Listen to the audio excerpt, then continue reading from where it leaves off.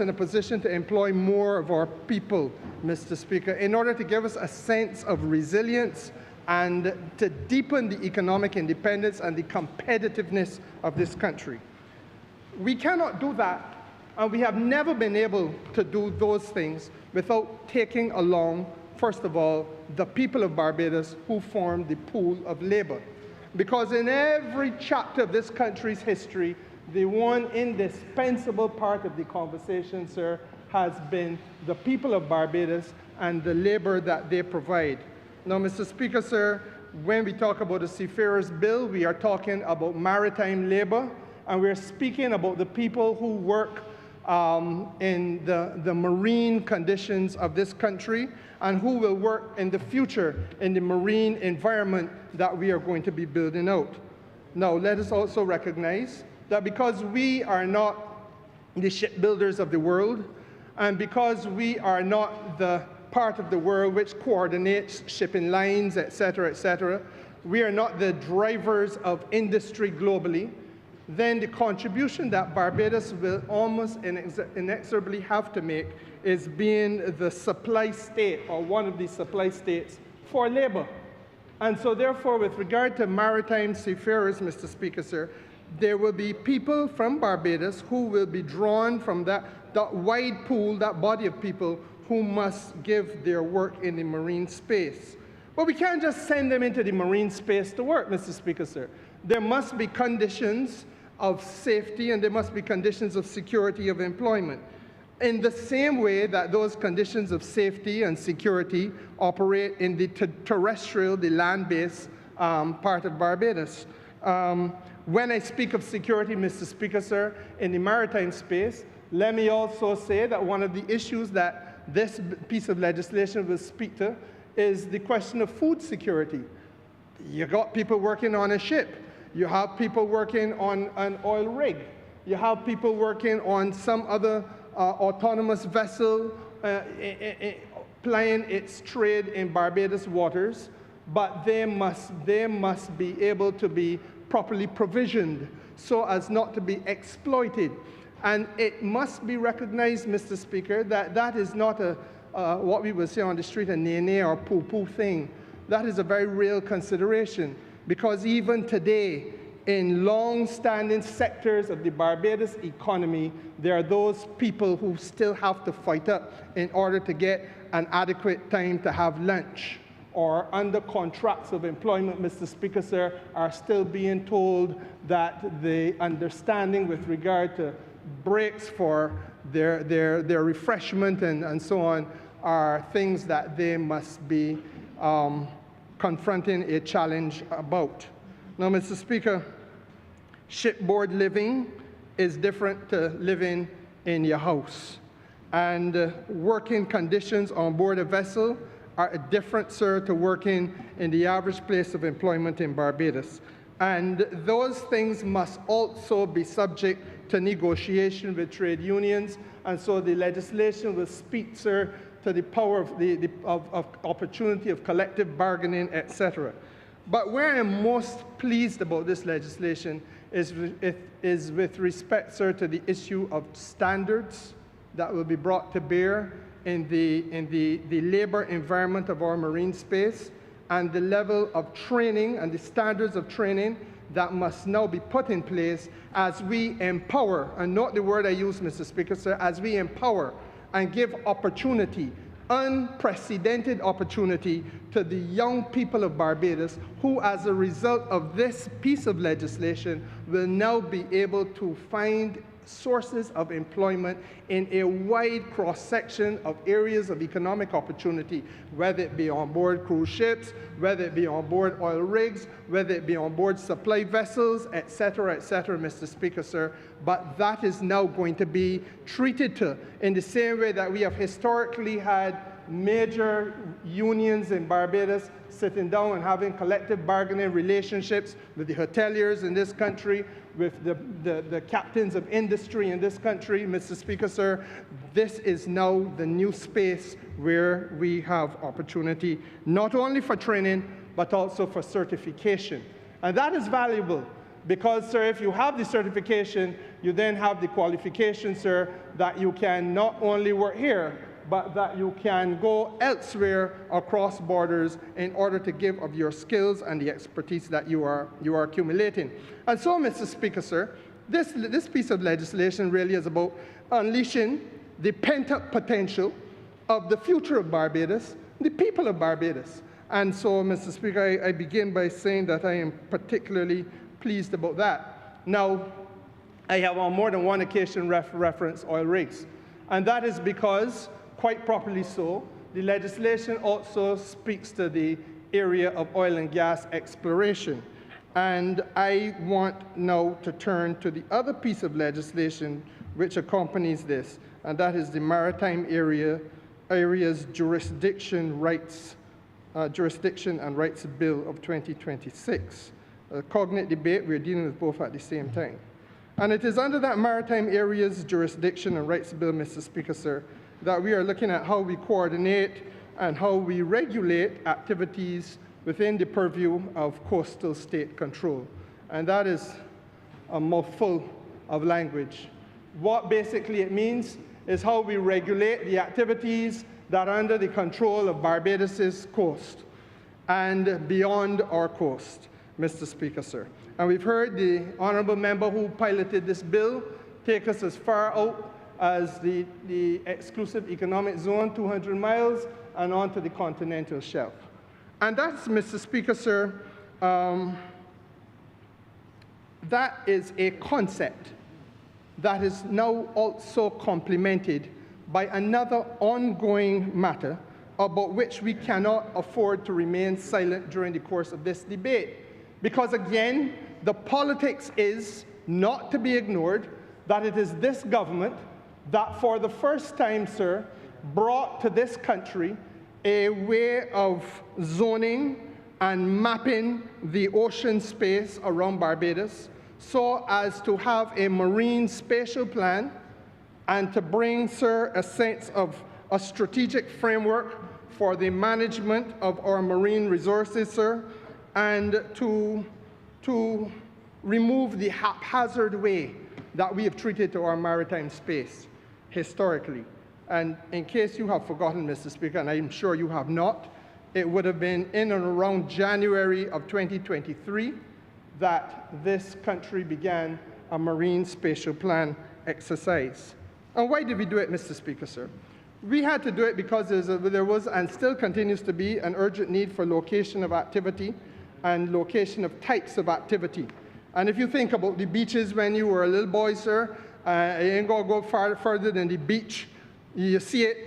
We do not and have not traditionally mapped out the activities that are taking place along the coast. So you have the nearshore fishermen operating right alongside the jet ski men. And the jet ski men and the nearshore fishermen operating alongside the recreational swimmers. And you can go on and on and on. And as we've had more and more maritime activity taking us away from the coast and further into the ocean, Mr. Speaker, sir, we still have that haphazard way of doing things. And there has to be a point at which we say, hold, enough, let us map out a strategic framework for management of the marine space so that all and sundry understand what is and what is not allowed, and enables us, sir, to get past the disorganized activities where whosoever will may come. In addition to that, the benefit of it, Mr. Speaker, sir, is that we have sector-by-sector management. Again, an policy weakness of this country, in that we did not have an effective way of managing sector by sector all of those activities that are taking place in our maritime space.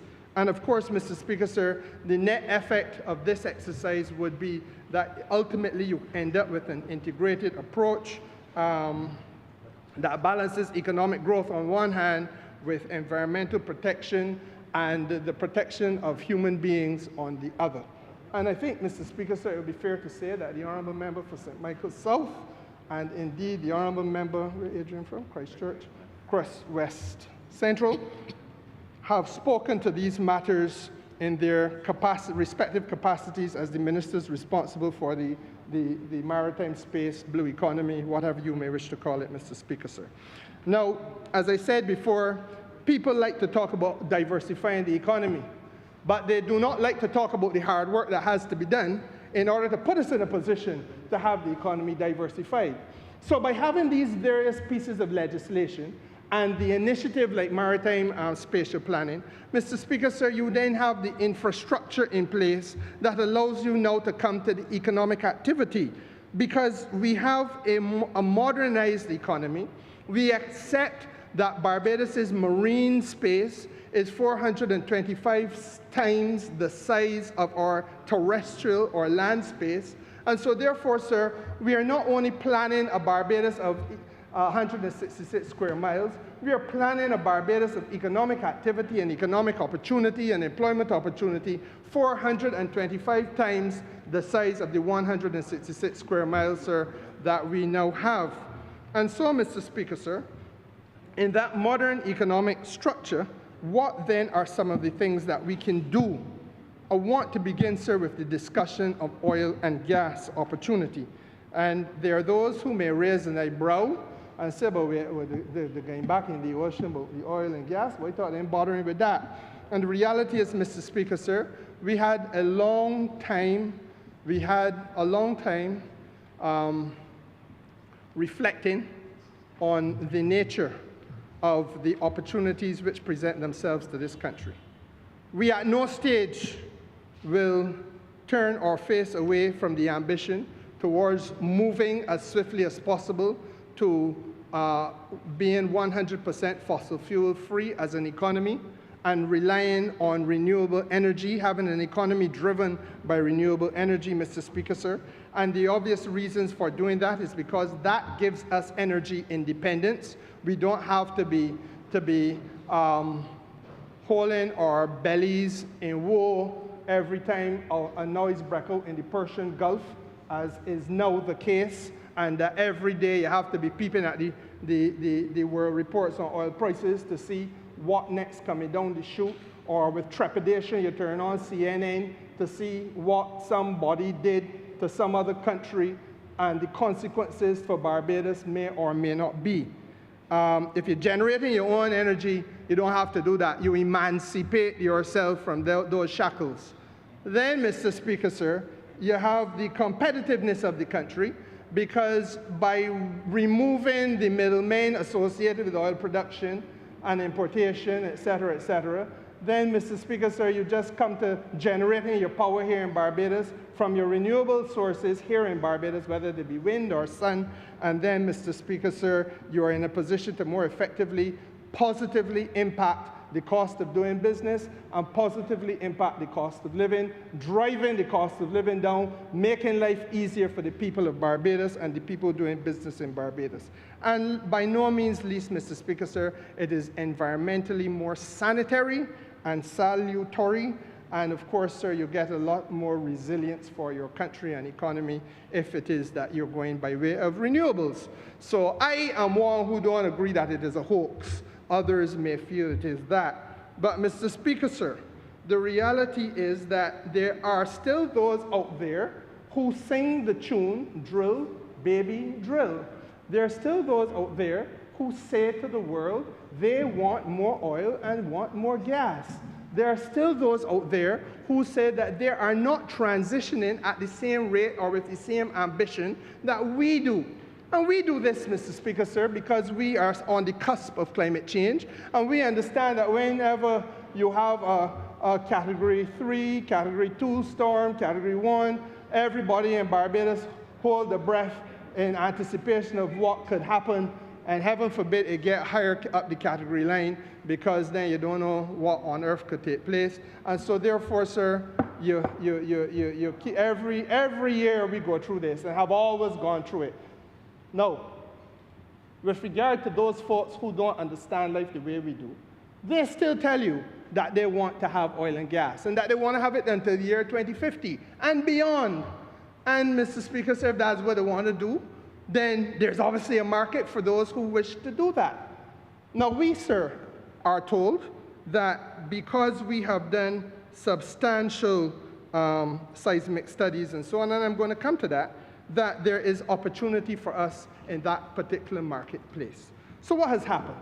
Since the 11th of February, the people of Barbados, in their wisdom, re-elected this government. 1. 2.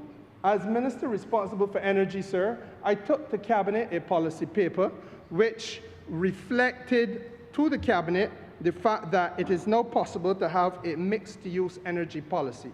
And what is that? That is the energy policy, sir, that continues to speak to the journey that we're on with regard to renewables and renewable energy in all of its facets, while at the same time recognizing, Mr. Speaker, sir, that there are several other countries in the world which are also looking at how they can explore and continue to exploit economic opportunity in the oil and gas area. Natural gas, sir, is globally understood now to be that fuel which will be a bridge between where we now stand and where we want to be in the future. So natural gas around the world, no exceptions anywhere, that is the bridge. And people want natural gas. So, lo and behold, it is possible, they say, that we may have substantial resources to be found within the jurisdictional waters of Barbados. And so therefore, why not have a policy that enables us to exploit those opportunities? We say, Mr. Speaker, sir, that if we are going to go there, we want to do so in a way that is as environmentally friendly as possible. And lo and behold, there are now leading oil and gas companies, some of the giants of this globe, which are saying to the world that they have advanced their technological know-how to the point where they can reduce, if not fully remove, the methane emissions. And let me say to you that methane, sir, is, the Honourable Member for Christchurch West Central will tell you, sir, it is a fatal asphyxiant. You can become asphyxiated as a result of methane. We know, Mr. Speaker, sir, that it is said to be 80 to 85 times more potent and devastating over a 20-year period than is carbon dioxide. So therefore, Mr. Speaker, sir, what the energy companies are saying is they can reduce, if not fully remove, methane. We say to them, well, that sounds positive because that is where we stand on our renewable journey. That's what we've been telling the world in the Bridgetown Initiative. That's what our Prime Minister has been lambasted in this House and outside of this House by people in this country who are more short-sighted than we, sir, and who perhaps are not as well read on these matters as they should be, or worse yet, well-intentioned as they should be. And therefore, Mr. Speaker, sir, we have collectively carried that cross to our respective Calvaries. But, Mr. Speaker, the reality is that if we can find companies that are doing methane emissions, pursuing a decarbonizing policy, then, Mr. Speaker, those are the companies that we are prepared to work with. So then what does the Cabinet say to me when I take this paper there? The Cabinet says, well, Minister, that seems to be something that makes sense, and we will sign off on it. And they gave permission for us to enter into direct negotiations as opposed to going through a global bid process, which will be more time-consuming. So having thought it through, having worked through all of the positives and negatives of the argument, the policy now stands, Mr. Speaker, sir, that we will enter into direct negotiations, and I think they will be announced on the 1st of June this year with companies which must pre-qualify on the basis of those things I've just spoken to. Demonstrate to Barbados your capacity, proven capacity with regard to clean energy, with regard to reducing methane, with regard to a decarbonizing policy. If this is what you do, if this is the technology that you have, demonstrate it, pre-qualify, and we're prepared to have direct negotiations with you. And therefore, Mr. Speaker, sir, we should, in short order, be able to say to the country who we're talking to, and hopefully where we are going with regard to the future of this matter. Now, obviously, sir, there has been substantial research done over the course of the years with regard to the seismic tests off of Barbados. There have been both 2D and 3D seismic surveys done. And as I indicated, sir, the rocks have been studied. The locations are now, or the locations which seem to have good prospectivity are now known and identified. Many of them are in ultra-deep water, which is another criteria that companies will have to meet, because everybody does not have the capacity to go into ultra-deep water successfully. And that means, sir, you've got to go down perhaps 14,000, 15,000 feet before you get to the floor, and then you're drilling down into the floor another 10 or whatever thousand feet into the rock to find the gas that you want. Not everybody has that type of technology. But, Mr. Speaker, sir, this is the journey upon which we are going to embark. So I use that as example number one of a new area of economic opportunity that could not happen if we did not have these pieces of legislation. So when people talk about diversifying the economy, Mr. Speaker, sir, let them understand that these are stepping stones along the way to getting us now to unleash a potential that we know exists across this part of the Caribbean. And I mean, without going into the seismic survey data, I ain't gonna bore the house with that. Just let's look around this region. Venezuela, got plenty. Trinidad, next door, plenty. Next door, Guyana, plenty. Down the road, Suriname, plenty. So it stands to reason, Mr. Speaker, sir, that unless something radically wrong somewhere, there got to be some in this neck of the woods as well. But obviously, the scientific surveys is what we are dealing with, and as I said, we are very optimistic about them and the way they are looking. Mr. Speaker, sir, there's another area of activity which lies on the cusp of our ability, and that is offshore wind energy. Because, sir, we are now doing, and the International Finance Corporation, which is helping us to structure the transaction at Lambert's in St. Lucie, has indicated to us that the very best practice is to begin on land. Let us understand how wind energy works, because it is a subject area in and of itself, with separate tariff setting approaches, separate technologies, sir, and we got to, you creep before you walk.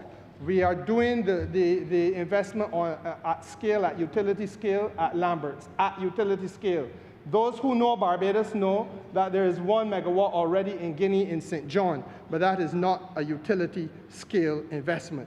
And so therefore, Mr. Speaker, sir, when we get to 35, 50 megawatts at Lambert's, after that, then we will be in a position now to look into the ocean. And again, we have done the studies and we know where the wind zones are.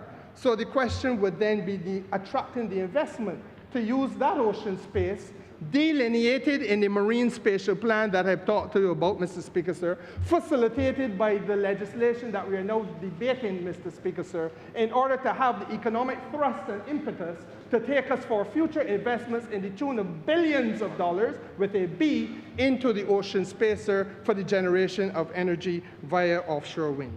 Mr. Speaker, sir, this cabinet has not talked a lot about it, but we have done the bathymetric studies with a company by the name of Baird. The honourable members, sir, with sectoral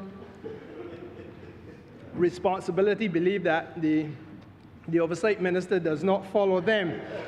We have done the bathymetric studies, Mr. Speaker, sir, and we know that there are now at least 2, if not 3 possible sites for offshore islands to be realistically sources of investment for this country. Realistically. And we understand now the ocean depths. We have mapped the ocean floor, Mr. Speaker, sir. We understand the tidal flows. We understand, Mr. Speaker, sir, what would be the risk environmentally, or where there would be weakest, where there would be greatest. And therefore, Mr. Speaker, sir, these things don't happen overnight. It takes time. I hear people talk.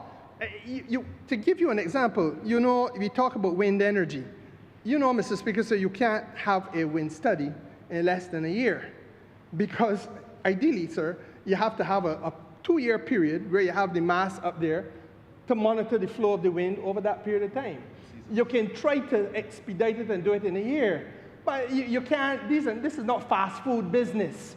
And so therefore, when you're building out new sectors of the economy, and when we talk about a new an innovative approach to what the future of tourism would be like, let us be real about the constraints of 166 square miles of Barbados. There's no green field anymore. There's no new place where you can easily have a brand new investment of scale, where you can have a brand new investment that will attract substantial amounts of dollars and employment, Mr. Speaker, sir, over the long term at scale in this little island, because the most attractive parts coastally are already taken.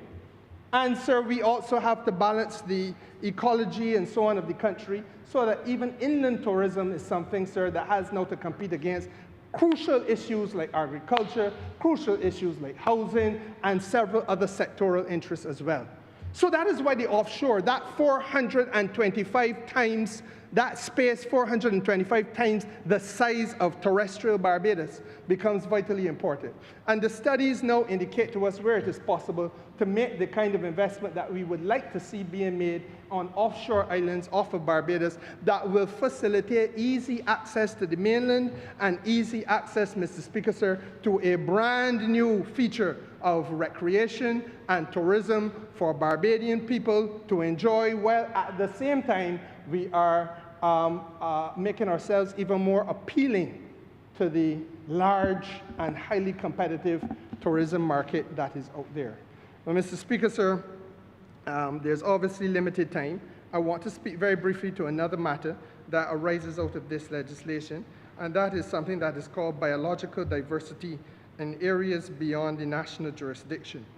And, sir, that has been the hard work of the member who served previously as the Minister of Environment and is now Minister of People Empowerment. And, Mr. Speaker, sir, I had the privilege of signing the treaty, I believe it was in 2023, at the United Nations, where Barbados was one of the first countries, certainly the first small island developing state, to sign on to it. And what is it about, Mr. Speaker, sir? This legislation is, again, supporting the efforts that we have made in that regard by protecting us, sir, against overfishing, protecting us, sir, against pollution of our maritime space, ensuring, sir, that we have access to scientific expertise and knowledge transfer. Overfishing, Mr. Speaker, sir, will cripple the fishing sector of this country. It is something that we know long. We have, from little boys, talked about it with regard to the sea eggs. We knew that there was a sea egg season. And people, sir, laugh and skin the teeth at that and make sport and go and harvest the little sea eggs that ain't grown fully yet. Out of season, take them up. And now, Mr. Speaker, sir, where is the sea egg season in Barbados? When is it? When is it, sir? And that will be the fate of every species of fish if we do not have the legislative intervention to protect the sector in the way that this government is moving to protect the sector. And again, that is one of the real living reasons why this legislation is important. And Mr. Speaker, sir, I talked about marine pollution. We cannot continue to have a set of circumstances where, from the largest of vessels to the very smallest, especially in circumstances where we want to invest in new sectors that have been known from time to have environmental catastrophe, we, sir, must make sure that we have the most robust form of protection against pollution in the maritime space. And then, Mr. Speaker, sir, similarly, small island developing states will not easily throw up on every street corner or at every bus stop people who have the scientific knowledge, the technical expertise, sir, to do the kind of work and give the kind of advice to government and to potential investors, sir, in the interest of protecting this country and promoting its opportunities economically. They are persons who have to be highly skilled and highly trained, and if we don't necessarily have the cadre, the numbers, the numerical strength of those numbers, sir, then legislation of this type enables us to have the technological transfer with countries that have that.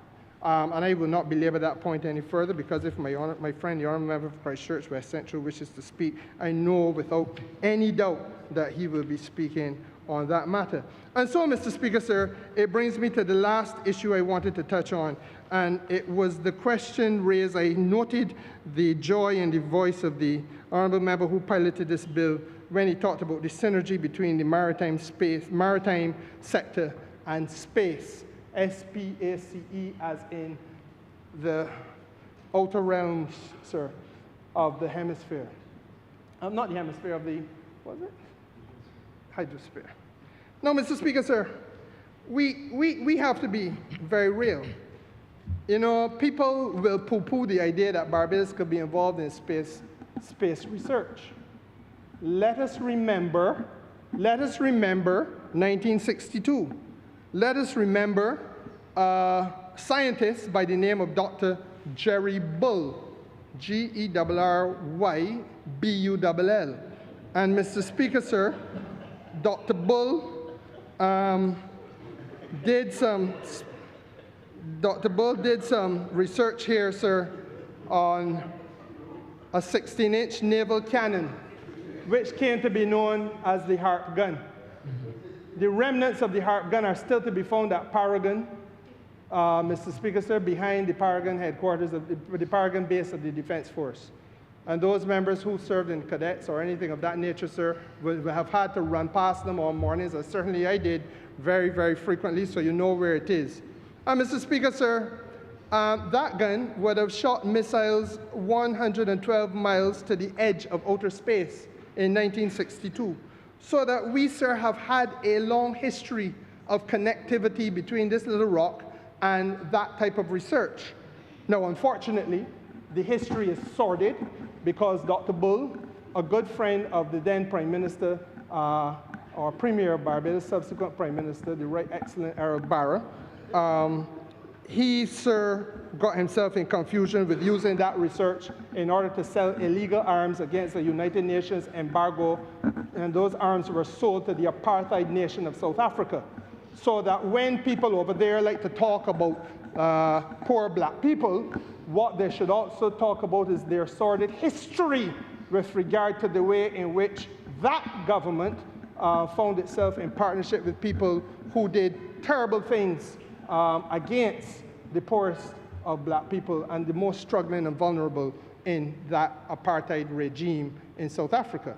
But that's not what I come here to talk about. What I come here to talk about, Mr. Speaker, sir, is the opportunity for the future.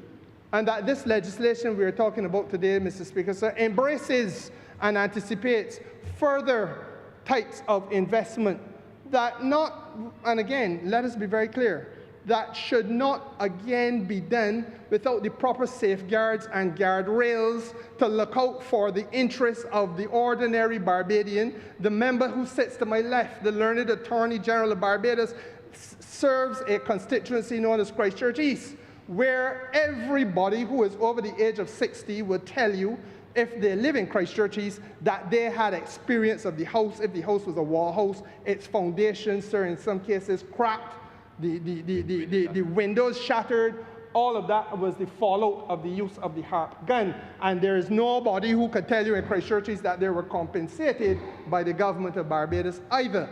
That was part of the sordid history of the Democratic Labour Party of the day. I know a lot of honourable members may not be familiar with it, but I use the opportunity so that Hansard, the record, the eternal record of the Parliament of Barbados, will be able to have it recorded so that folks can say at subsequent years, behold, look what the Dems had done. Now, Mr. Speaker, sir, opportunity presents itself, therefore, for us to be able to use this legislation to harness partnerships with universities around the world, sir, and leading research agencies around the world, so that Barbados, which is obviously uniquely and strategically positioned, and I think the Honourable Minister of Tourism gave us the coordinates. There was a reason why they chose Barbados, because of our location geographically. That is not going to change. And so the relevance of the country, sir, for this type of research will continue. But we got to position ourselves as we must protect our people, and that government did not do. And therefore, Mr. Speaker, so we also have to make sure that we bring people who are worthwhile to be brought to Barbados to do business with, as that government did not do. But, Mr. Speaker, sir, the opportunity is something that we cannot let go a begging. And so I say those things, sir, because I feel as Minister responsible for the productive sector, Senior Minister responsible for the productive sector of this country, it is necessary for us to understand that there is a broad scope of opportunity in that maritime space. And I have not spoken exhaustively to the maritime space potential because, again, there's much more we can do in fishing. There's much more we can do in the cruise tourism sector. There's much more, Mr. Speaker, that can be done. But the point is that these are new areas of economic opportunity, which not only have the potential of employing our people, but have the potential of earning tremendous amounts of foreign exchange, attracting tremendous amounts of investment. And if you look at some of these sectors, sir, I want to say to you, they are, in the context of the oil and gas sector, highly likely to be overtaking anything that we could earn in tourism. If you're looking, Mr. Speaker, sir... Your member has 2 more minutes. Thank you, Mr. Speaker, sir. If you look, sir, at the offshore wind sector, same thing. If, Mr. Speaker, sir, you were prepared to recognize that the areas beyond national jurisdiction, sir, where you are talking, therefore, about the opportunity to take minerals from the ocean floor.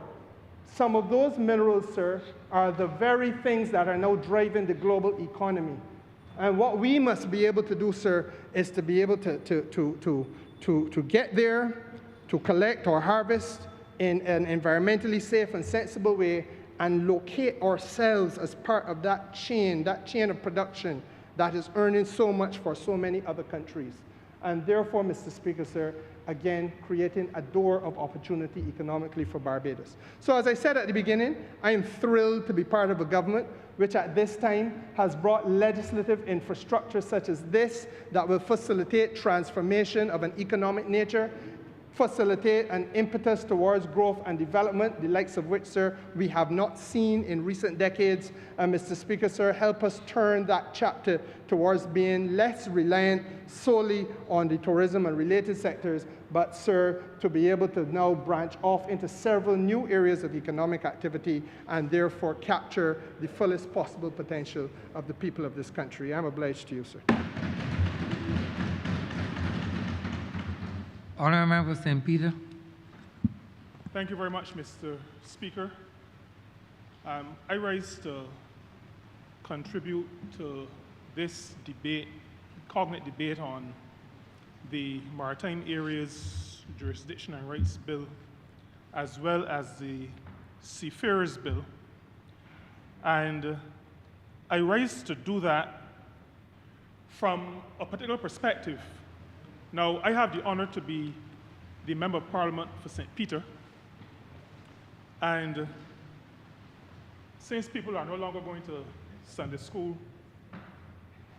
I may need to say that Peter was a fisherman in the Bible, and one of the reasons that the constituency, the parish, is so named is because it's named after someone who was associated with the sea. I am also representing a constituency in Barbados that has 2 coasts, an East Coast and a West Coast. I'm also representing a constituency that has what I boldly say is the only authentic fishing village in Barbados at 6 Miles. Authentic fishing village, not the only place where fish are caught. I'm talking about a village. That is a fishing village, not a constructed one. Authentic fishing village, where all of the activity is centered around the sea. And I'm also representing a constituency with a coastal town that is not unique, but we do have a coastal town that has been known for centuries as a place, at least for 2 centuries, as a place where significant sea trade took place. And that is the reason why Spice Town got the name or the moniker of Little Bristol, because of trade by sea. I'm also representing, Mr. Speaker, a constituency where one of the major activities, and actually an industry, arose at the turn of the last century, which was whaling.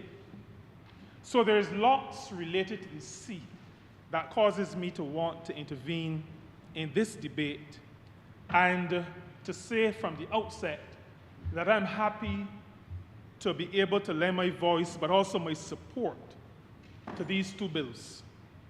Now, I did speak when we spoke some time ago on other areas of maritime legislation. But I think I ought to say that the Maritime Area Bill, Maritime Areas Jurisdiction and Rights Bill, is Barbados' contribution to reinforcing and understanding that even at sea, the rule of law must be enforced. It is important to say that, especially now, when oil prices are elevated, when straits and seas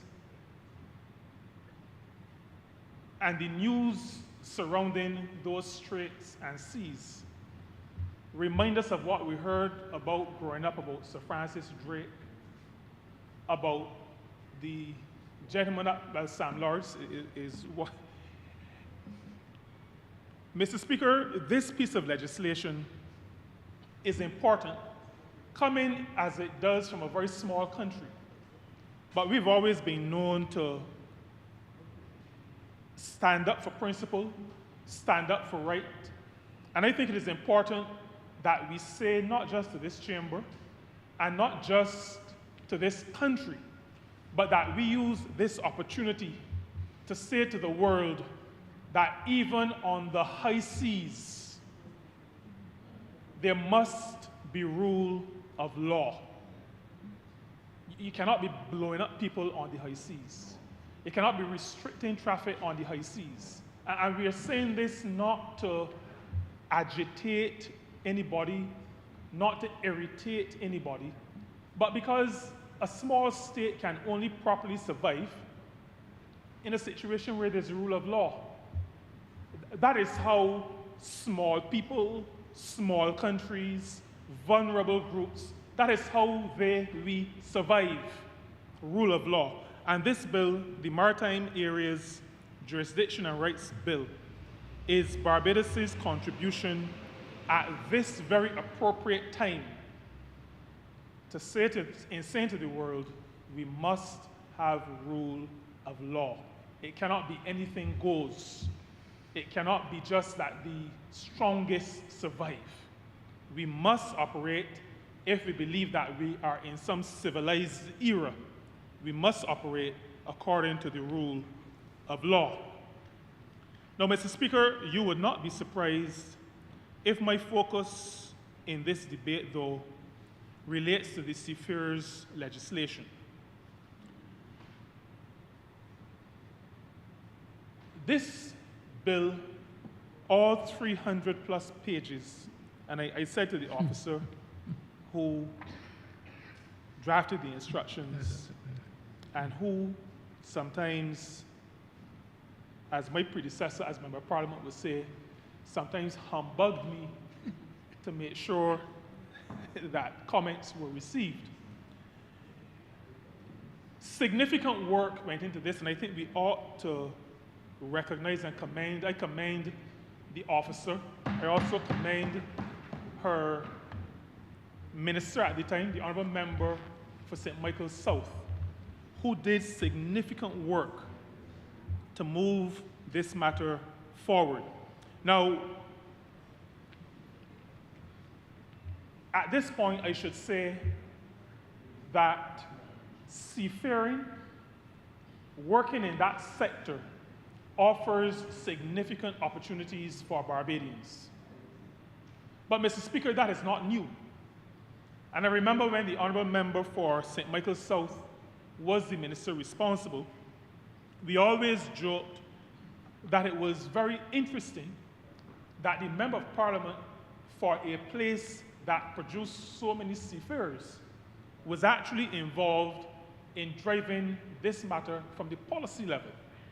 Because, as I said, Mr. Speaker, this is not new. Barbadians over many decades have earned decent livings through work in the maritime sector. Now, this bill, as the Honourable Member for St. Michael West Central indicated, speaks to seafarers as opposed to fishers. Now, we call them fishermen, fisherwomen, whatever, but the accepted term is fishers. This speaks to seafarers, not those who go out to fish and come back in. Barbadians over the years have found work with lines carrying cargo, ships, shipping lines carrying cargo. Barbadians over the years have found opportunities with cruise ships. And these are all workers in the maritime space. I can tell you, Mr. Speaker, that Barbadians, as we speak, are employed with cruise lines. I can tell you, Mr. Speaker, that just 2 weeks ago, the ministry that I have the honor to lead conducted in association with Disney Cruise Lines a session to sensitize Barbadians as to the opportunities that are available on cruise ships, particularly the Disney cruise ships. But those who we have working right now in the cruise area are not on the Disney cruise ships. I think they're on Royal Caribbean. I stand to be corrected on that. But it is a line other than the Disney cruise line. So there are those opportunities on cruise lines, but there continue to be opportunities on cargo ships. Those persons who we interact with as we move around in our constituencies, in our parishes, in this country, Barbados, we always come across people who said they used to go to sea. And that is what I grew up hearing. There were people in Rosehill, there were people in Spitestown and Malnaquarter, people in Six Mains, who said, yeah, my father used to go to sea. And when those people went to sea, they were a little bit, their children particularly, were a little bit ahead of most people. Because the men, and they were particularly men then, when they went to certain ports, there were certain things they could buy and bring back for their children. And not that the children showed off, but we know how children are. They have things that some of us didn't have. Because in St. Peter, the fanciest things we could get were from Elmer's. And Elmer's was the base supermarket. That was when we went to a supermarket as opposed to a shop. But people in Barbados have benefited over the years, over the decades, from working online. So I couch my remarks, my contribution, within the understanding that there have been opportunities in the past. Barbadians have benefited in the past from being seafarers, and that these opportunities continue to today, and they will continue after today. Now, the Honourable Member for St. Michael West Central spoke to the fact that one contemporary situation and one situation from the recent past has highlighted this matter of working on cruise ships. He spoke to what happened during the pandemic. Barbados is in a unique position because during the pandemic, close to the beginning of the pandemic, when ports closed to ships, when there were dozens of ships anchored off the west coast of the United States, when there were cruise ships in Caribbean waters, because this was in the Caribbean cruise season, in the winter cruise season, Barbados made a decision that we would do all that we could to ensure that those persons who were working on those ships did not feel totally abandoned. We allowed cruise ships to come to our waters, and we facilitated them with respect to making sure that those who were on board still had access to some level of health care, could still replenish their food stocks, replenish their water stocks. In other words, Mr. Speaker, we approach seafarers in 2020 recognizing that there were people that they were human beings, that they were not pariahs, and that even a pandemic that had the entire world in fear, not even a pandemic, should stop us from helping to make sure that there was decent work conditions for those who had committed themselves to moving product and to moving people from one place to another. The Honourable Member also spoke about what is happening now in the Strait of Hormuz, where there are people on ships who are stuck because big powers are fighting. Now, I'm not criticizing big powers. I am saying that people who work on ships must be recognized as human beings and that certain rights must be protected. These are people who put themselves to some degree at a level of risk by traversing the high seas. You know, you can't pull into a gas station. You can't pull someplace and stop off. And you're on the high seas. And so the matter of decent work for those who work on ships is important to Barbados. As I said, we demonstrated it during the pandemic, and we see it happening again today. The matter of workers, seafarers, having to endure some risks that will cause them some level of trepidation. Now, the bill, the Seafarers bill that we are speaking to today, have a number of provisions that I, as Minister responsible for Labour, am very proud about. The first one is that the Maritime Labour Convention, 2006, we call it in ILO circles MLC 2006. This bill is very clear to indicate that the Maritime Labour Convention 2006 will have the force of law. I am not sure how many other countries in the world have this provision in any of their legislation. I have not done the research, but based on everything that I hear, I do not believe that there are many. This bill provides that that convention has the force of law. And so, well, I should qualify that. It has the force of law for Barbados flagged vessels.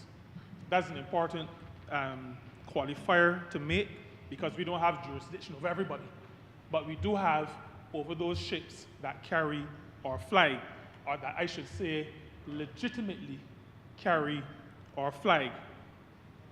Now, Mr. Speaker, there is also a provision in this bill that speaks to the prohibition, a prohibition for non-convention compliant ships. So Barbados cannot associate its flag with ships that do not comply with the provisions of the Maritime Labour Convention. And that this is stated in these two different clauses says to the world, says to workers who are either from Barbados working on ships or working on Barbados flagged ships, it says to them that this country, this small country, is interested in promoting decent work on ships, decent work for seafarers who are connected to our country. There is in the bill as well the matter of the inspectorate. And we can imagine that inspecting a ship is not the same as inspecting a factory or a supermarket in Barbados. But the bill speaks to a construct that has been developed. It will be led by the ministry responsible for maritime affairs. It will also include the ministry responsible for labor. And these two ministries, one of which I lead, these two ministries will work together to make sure that the inspectorate is adequate, that it has the capacity, and I really like the work done in putting this together because it reflected an understanding that this could not take place in a siloed way. So we're talking about seafarers and their protection. Ordinarily, you would think labor and maybe the Ministry of Labor. This, however, sits with the ministry responsible for maritime affairs. The construction of it ought to be a lesson for other ministries and public officers. That Barbados is a single country. And when we are crafting our legislation, when we are working through how we will address certain things, that collaboration is important, and collaboration allows us to be more effective. And so both the ministry responsible for maritime affairs and the ministry responsible for labor will be involved in the inspectorate, and that is because much of the technical expertise for inspections lay within the ministry responsible for labor. Now, I also want to highlight, Mr. Speaker, that this bill includes some provisions that support not just the Maritime Labour Convention, but those conventions that we consider fundamental to workers' rights and fundamental to decent work. So that, for example, in this bill, Mr. Speaker, I think at section 35, we will see mention of freedom of association. And that was spoken to by some who went before me. There's also the provision against forced or compulsory labor. There's also a provision against child labor. And there's also provision against discrimination in work. And that is also manifested when we speak to the gender equality, which is found in a later clause, in a later section. But those four that I spoke to you about are considered to be fundamental to the creation of decent jobs and decent work. And so we say, as a country, to those ships carrying our flag, and to those ships where Barbadian workers are engaged that may not be carrying our flag, that we are committed, that we are strongly committed to decent work and to the protection of workers so that our workers can be productive. Because our workers will not be productive if they are not protected. This bill, Mr. Speaker, also addresses an area that is of much concern to my ministry, and that is in the area of occupational safety and health. It speaks to, we call it OSH, occupational safety and health, as it relates to workers who are on ships. Now, we can understand, as was shared earlier, a worker on a ship, a seafarer, is both at home and at work in the same geographical space. Now, that in itself presents significant challenges. And so it is necessary, as this bill does, to ensure that we speak directly and clearly to the matter of occupational safety and health for those who work on ships, those who we consider to be seafarers. There is also, along with the matter of occupational safety and health, the mandating of medical examinations. And, Mr. Speaker, you will recognize, or you may have recognized, that many of the provisions of this bill mirror the work that this Barbados Labour Party in government has been doing since it came into office almost 8 years ago. So when I speak to you, for example, of discrimination in work, that was one of our first pieces of legislation on coming into office, the prevention of discrimination. When I speak to you, Mr. Speaker, about occupational safety and health, you may recall that this government set out all the regulations. There was a SHAW Act, Safety and Health at Work Act, for a number of years without any regulations. We brought regulations to this Honourable Chamber, and we have set those regulations for the Occupational Safety and Health, well, the Safety and Health at Work Act. We have, Mr. Speaker, been doing a lot of groundwork. So, for example, in this bill, you heard the Honourable Member who led speak to maternity and paternity leave. I will tell you that the officer who he referred to and who I refer to, we had discussions on maternity and paternity leave with respect to this bill even before we drafted a cabinet paper, a final cabinet paper for extended maternity leave and paternity leave more generally, so that in the preparation of this bill, we had gone ahead of where we were generally as a country. I know that this was some of the work of the officer dealing with it. I also know that the minister responsible for the policy, then as he does now, considers himself a social minister in some other kind of a ministry. And he was a social minister in the Maritime ministry. But now he's a social minister in an infrastructure ministry, but still a social minister. And so things like maternity leave and paternity leave, we discussed, we made sure were a part of this bill.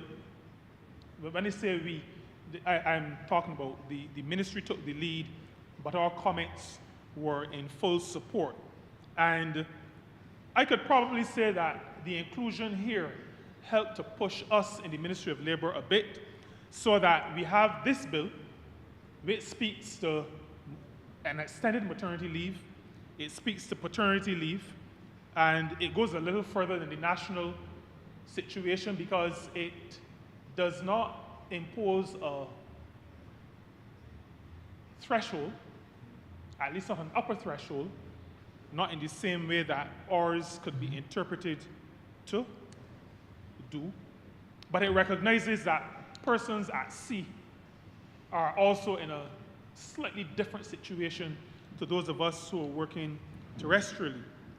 So that other provisions such as minimum age, 18 years old, exceptions only in very specific cases. What happens to workers between 18 and 21?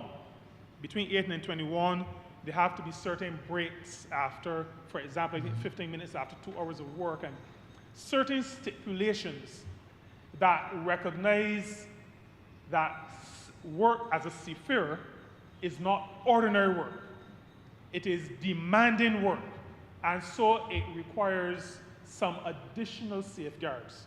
And that is why a bill that speaks to seafarers could end up being 330 pages long, because working on the high seas is different, as we would say home, a different kind of work. It is heavy work, strong work, strenuous work.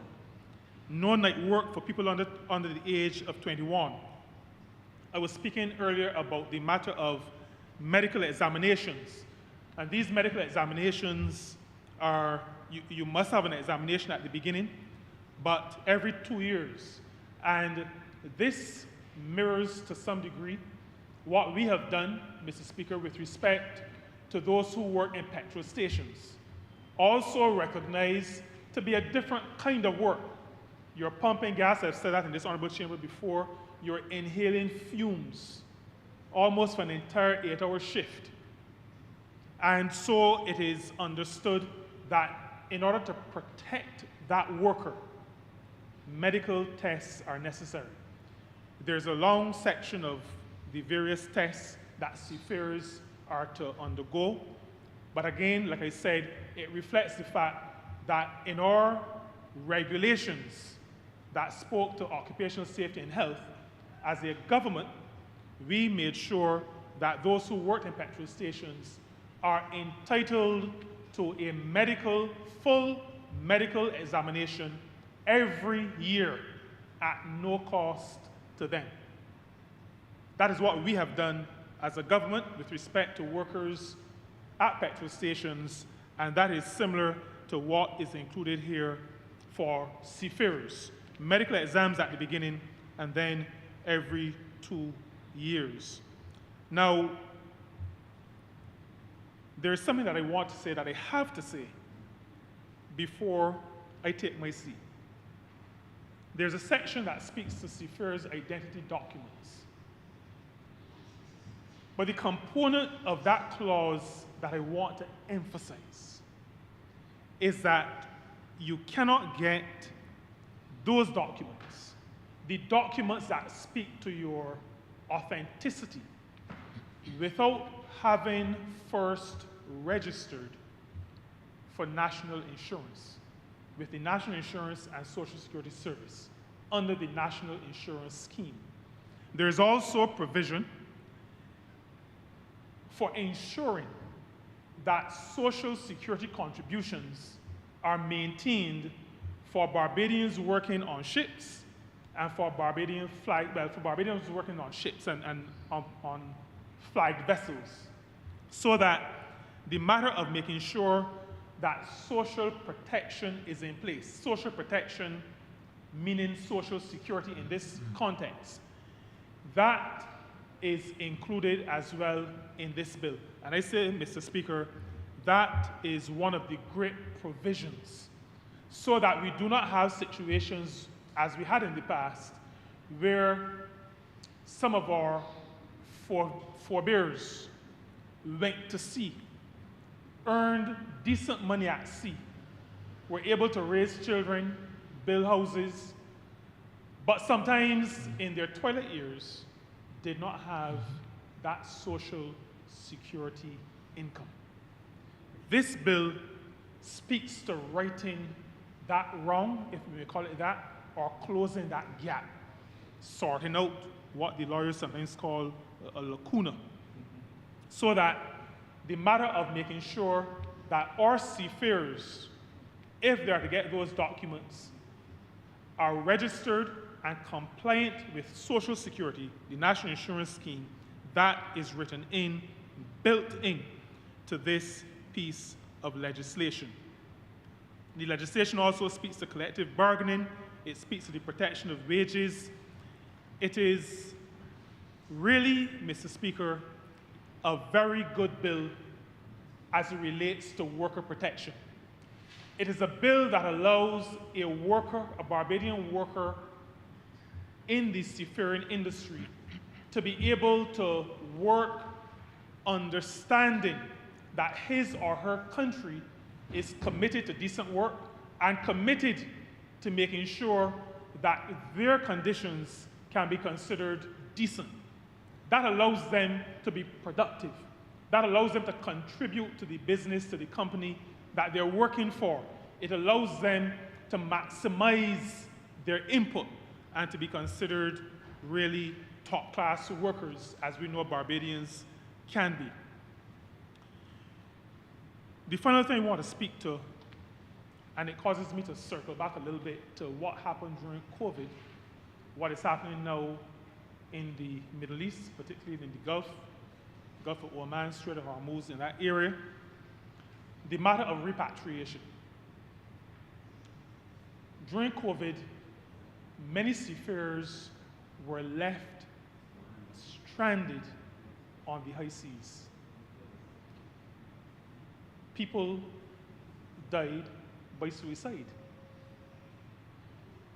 Working on land, you can leave your house, you can go in your backyard, you can get some fresh air, you can go to a park somewhere. There are things you can do. You can have contact with family, with friends. When you're on a ship in the middle of an ocean, and it does not have to even to be the middle of an ocean, you could be off a coast, but disconnected totally from the land.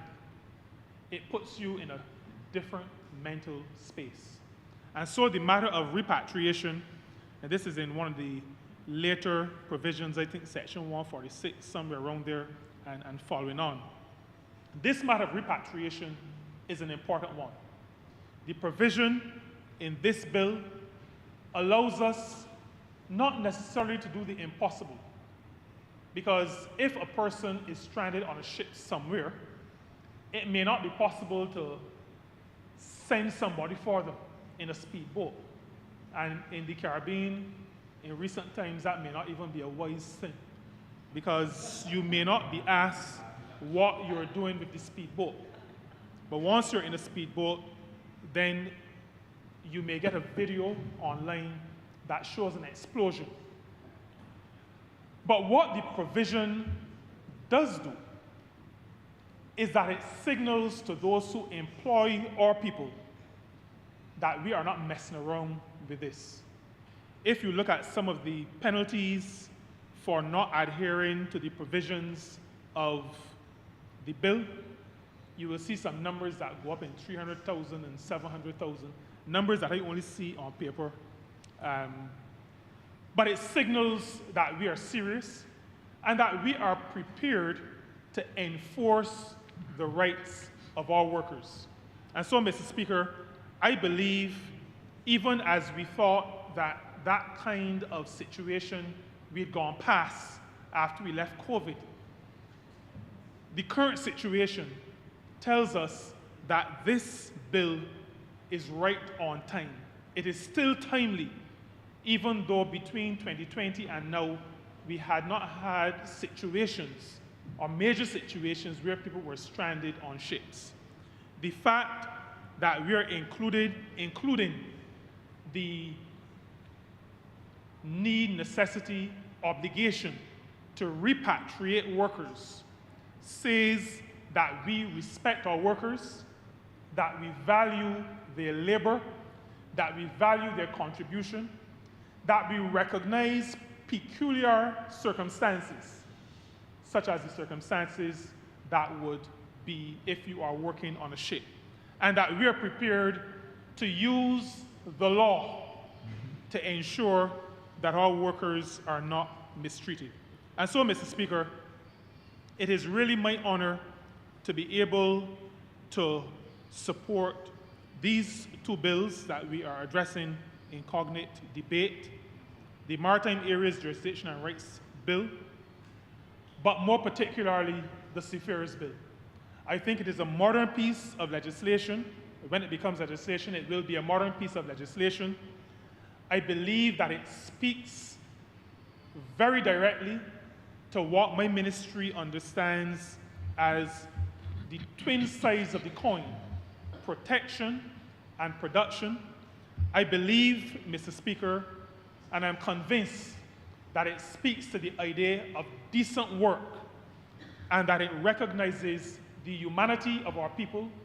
It recognizes that our people will want to take the opportunities that exist in working on cruise lines or cargo vessels, and that we are able to confidently say to these people, our people, you can go ahead and take the job. Our legislative framework stands behind you. Our legislative framework is there to protect you, and we will make sure that the inspections are done, that all the commitments that we have made in these 300 pages, we will stand by, because we believe in developing and protecting our people. Mr. Speaker, I'm obliged to you. Honourable Christchurch West Central. Mr. Speaker, allow me, please, to start by thanking those two persons who would have preceded me. I acceded to their demand to speak before me because only 2 weeks ago I brought legislation which spoke to the care and protection and respect for the elderly. And based on the fact that those two persons are a little older than myself, I think that it was only fair and the respectful thing to do, but allow them and acquiesce to their demand. But Mr. Speaker, equally, I want to also thank another gentleman who may be a little older too, the guy who occupies the good constituency of St. Michael, West Central, a guy who I have a lot of respect for, who piloted this legislation and I want to say to him, job well done. I want to start, Mr. Speaker, by recognizing the importance of this legislation, the importance as it relates to how we build out and protect our maritime space, how we build out and protect that which is up to sometimes 425 times the size of our biosphere, our land area.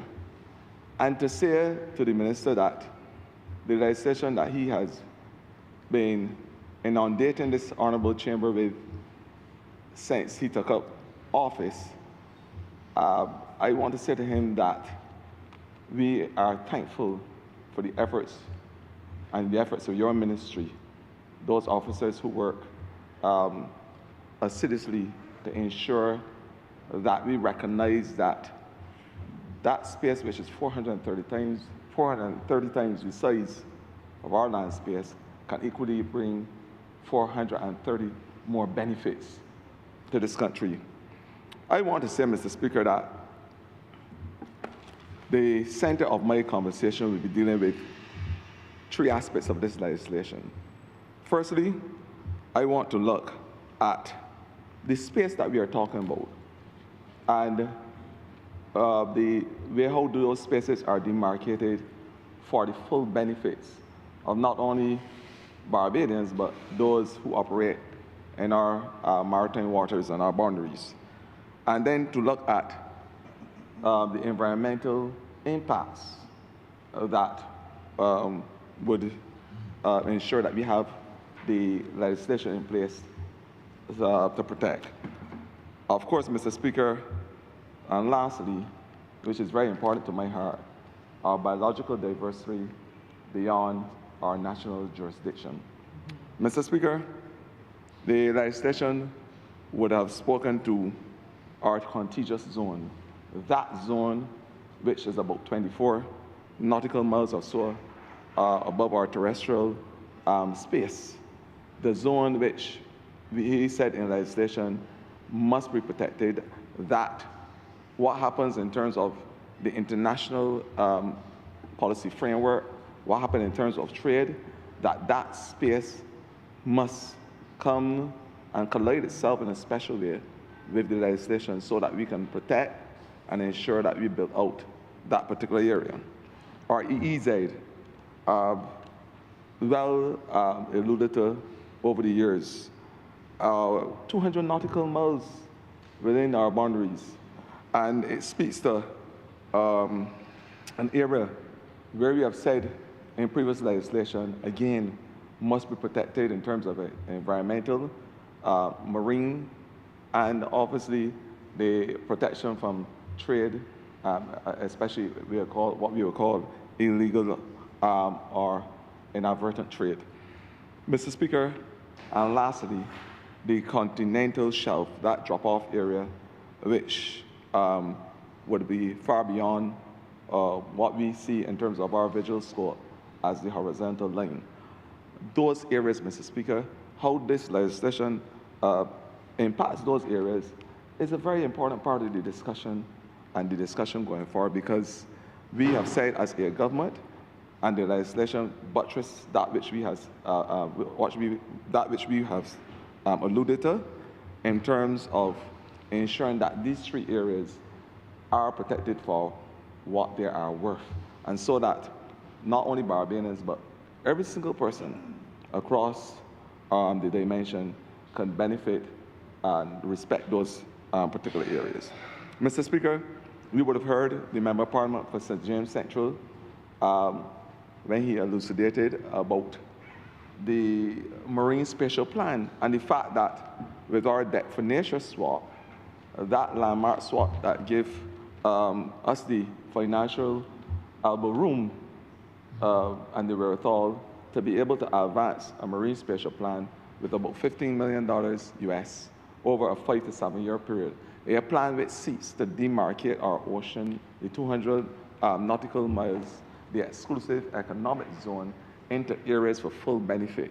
You would have heard the benefits as it relates to marine protective areas, artisanal fishing areas, recreational areas, areas that would look for energy and energy conservation, areas where we have said in more than one voice that there must be protection from our polymetallic nodules under the bottom of the ocean or seabed. And lastly, which is very dear to my heart, our biodiversity. I want to be the first to admit today that we have started the work, and we have partnered with the University of Ireland, Mr. Speaker, sir, where up to last year, we had a ship here in the southwestern area of our country looking at the high protective biodiversity and the medium protective biodiversity, because we recognize that in order to combat the vagaries of climate change, our fight to preserve the biodiversity must be on all cylinders. We recognize it, we understand it, and we appreciate it. The fact that only a couple of years earlier, I brought a National Biological Strategic Action Plan to this Parliament, which spoke to the fact that recognizing our Sustainable Development Goal 14, life under the ocean, or life in the ocean as it relates to protection, that biodiversity must become an equal part of the conversation. And we have said that we will start with that biodiversity, which is high risk, the highly protected biodiversity, and our medium biodiversity. I want to say today, Mr. Speaker, that with the right trust, and I assure the Minister, and now the person who takes over the Ministry of Environment, will combine their efforts to ensure that biodiversity becomes on the forefront of discussions, and that our commitment to preserve at least 12% by the ocean, that commitment is respected, and we are able to realize that commitment over the next couple of years. Mr. Speaker, the importance of biodiversity must never be underestimated. And I want to take the opportunity also to thank Juliette Barbriley and those persons who work in the international sphere for getting us to the stage where we became signatory to the biological conversation beyond our national jurisdiction. That area where the world recognized 93.3% of the ocean that is unclaimed. We recognize as a world, Barbados, a small country, but we are part of that discussion, that out of this 93.3% of that unclaimed ocean, that we can deliver an additional 50% of biodiversity across the world. About in the year 2050, about 50% more of our biodiversity is untapped and can be found in the waters outside of national jurisdictions. That is what we say. And equally, the world signed on to the agreement in 2025 last year, around, I should think it was November or so, and only January this year, it came into force because we had more than 60 signatories needed. I think we have about 120-something or so countries thus far which signed on to the agreement. And I'm saying that with the continual trust and the ability to highlight the importance of our biodiversity, I suspect that when we have our next international meeting, that we will have over 150 countries being signatory to this very important convention. Mr. Speaker, the importance of biodiversity, you've heard it that since the industrial era, or about over 200 years ago, that the world over has lost around 500 or so species of animals. Same amount of plants, over 500 species. Insects, the amount of insects threatened as they speak, and the endangered list is over 1 million. These are things that we should not take for granted. And to have governments across and nations across the world being laser focused in terms of protecting that which will cause the ultimate survival of this world is something that we can all applaud. And I am happy that Barbados is a part of this trust, this important trust. And, and going further into our marine space, I can say to you without a doubt that scientists have recorded so far a loss of about 152 species of marine life in our territorial waters over the last 30, 40 years or so. This is a damning realization, and this is something that we have to bring to an abrupt end as soon as possible. And that's why the importance of having this type of legislation, one that encompasses the trust of improving our biodiversity. Mr. Speaker, you were pretty well aware of, I'm sure, the fact that the numbers for our parts, fish, unfortunately, is being threatened. And we have now to look, because there's those simple things like our fish species that make our marine environment vibrant and give it the opportunity to do that which it should be doing in terms of providing the carbon sink and all those things that scientists would like it to provide. Food, how we are able to generate food, how the world over is able to reduce its heat because of a vibrant marine or hydrosphere, how these things impact the world. This is the type of conversation, Mr. Speaker, that Barbados is involved in. And I want to say to you, Mr. Speaker, that the interest and emphasis on protecting that parrotfish is a vital and important part of our marine ecosystem. The world knows, and it is well documented, that these fish are responsible for producing sand on our beaches. This species of fish, Mr. Speaker, sir, is doing that which we, as mankind, as hard as we try, can't do in a natural way. And so the importance of protecting them, Mr. Speaker, I am saying that the importance is as important as protecting the air we breathe, because the species protection will very well determine if this country survives the test of time or if we are hamstrung to the vagaries of climate change and natural disasters as we know it. Mr. Speaker, you would have heard the Member of Parliament for St. James also alluded to the fact that we have to protect our ocean seabed because there are polymetallic nodules, certain heavy metals that are integral for the protection of our seabed. And in the same way that we are saying that biodiversity must be preserved, equally, we are saying that there must be a level of consciousness associated with the way how we treat to our seabed. That is why we are doing all the studies, the bathymetric studies that the Member of Parliament of St. James spoke about earlier. The studies as it relates to what is involved in our marine space and how we treat to those things that are important, are an important cog of our marine ecosystem. And I'm saying that the polymetallic nodules, the manganese, cobalt, zinc, those things that we are now using in the new technologies, the batteries, the electric cars, the computers, that how we are able to protect those things will pretty much determine our future.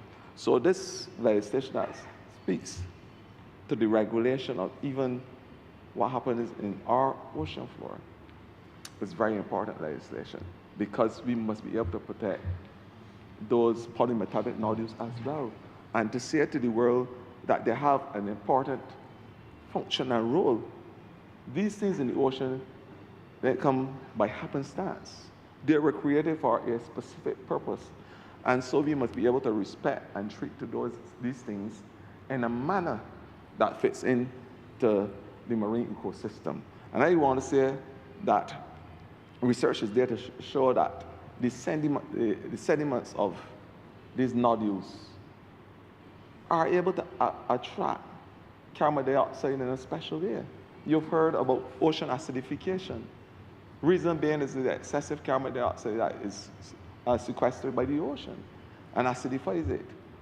If you are having these things that create sediments to absorb that which is harmful to us, then you can see, Mr. Speaker, the importance of such.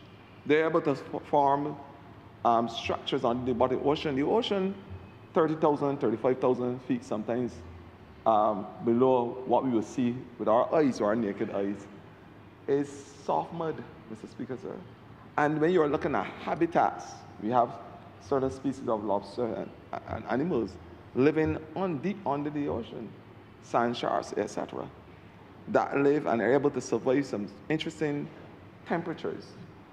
When you have these things, Mr. Speaker, at the bottom of the ocean, protecting and creating those habitats, this legislation is saying, hey, look, you have to come through us. You have to have discussions.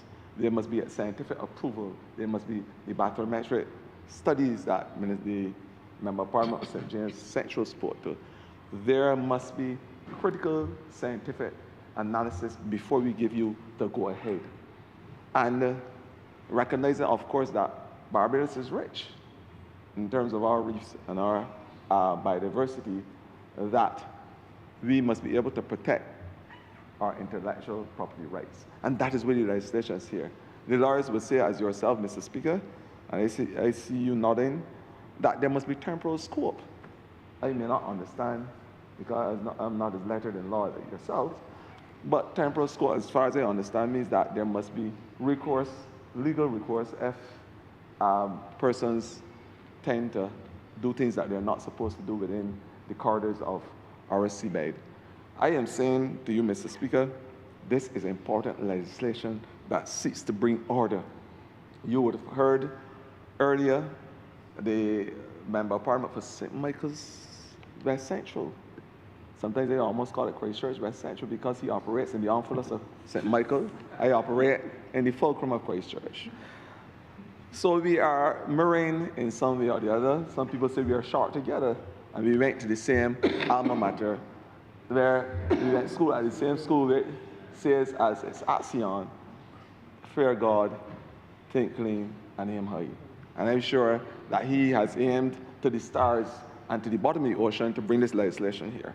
Mr. Speaker, I want to say that the protection of the environment, the next thing I didn't want to go on to, we brought legislation here which spoke to the fact that the way how ships treat our environment must collide with our legislation. Where we are talking about boats and ships which are allowed to port in our waters, we talk about the ballast water and the way how it should be treated, where it could be discharged, and how it could be discharged, because we recognize that there are a lot of marine-related issues with even the ships and the ballast water, and how they are able to discharge of garbage and other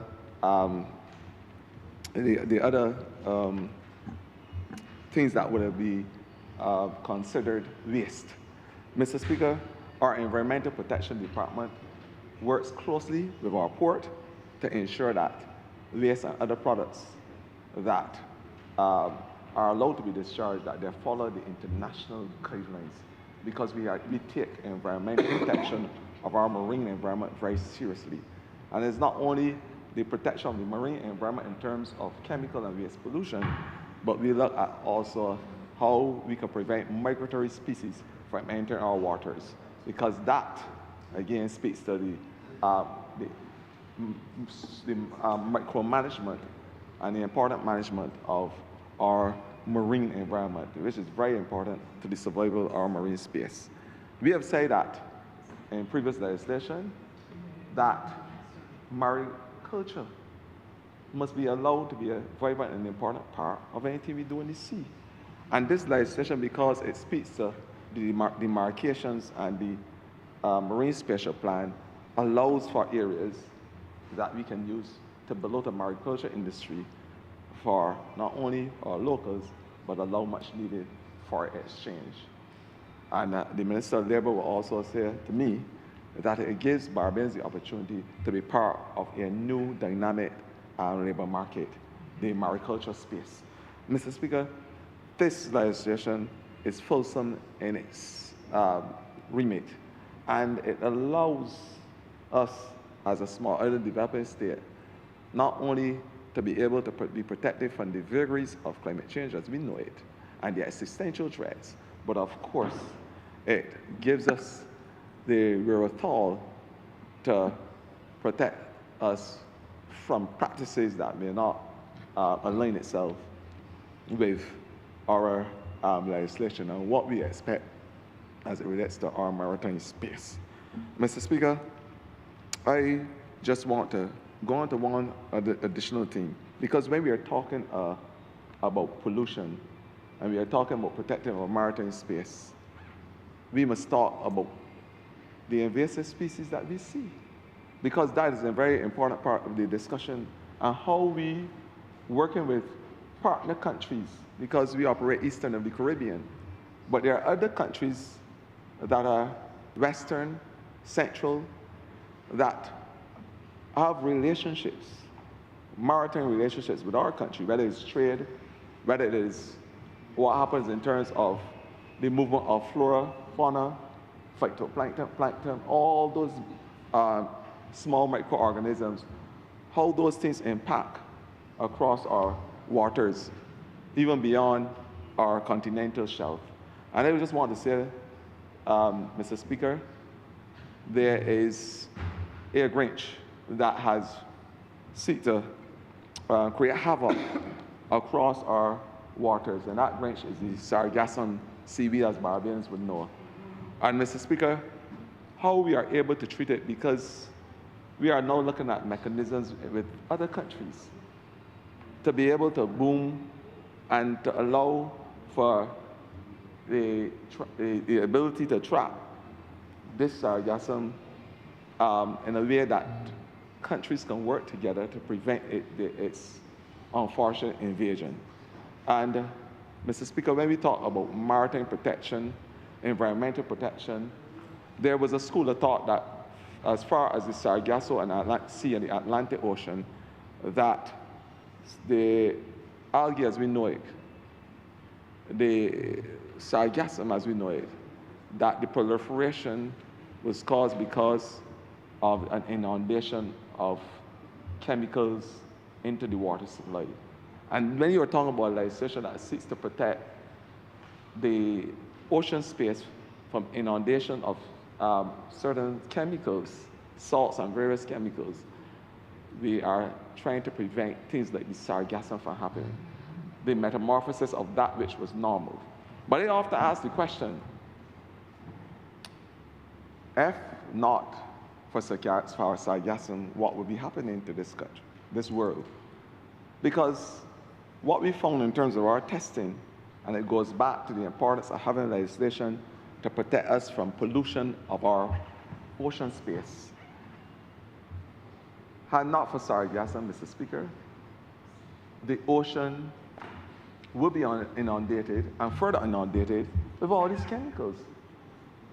Our testing with the institute from our university from New Zealand in the Western Caribbean, Belize, Central Caribbean, Jamaica, and Barbados showed high levels of arsenic, cadmium, mercury, lead, you name it. And of course, when you go near to it, when it's decaying, the hydrogen sulfide gas.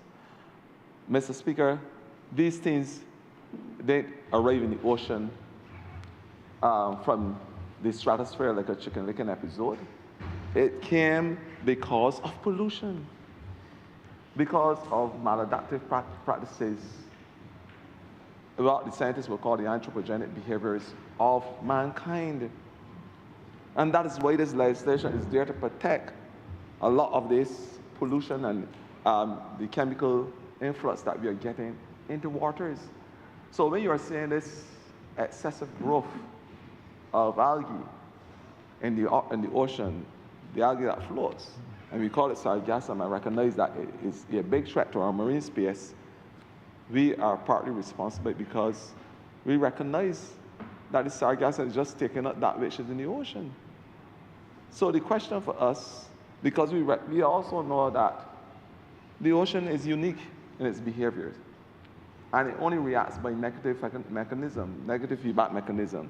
What happens in the ocean in a natural way happens to protect it.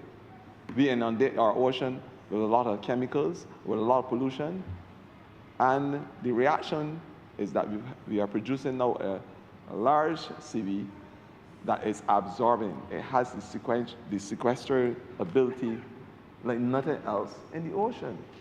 There is no plant that is able to sequester all these things like sargassum.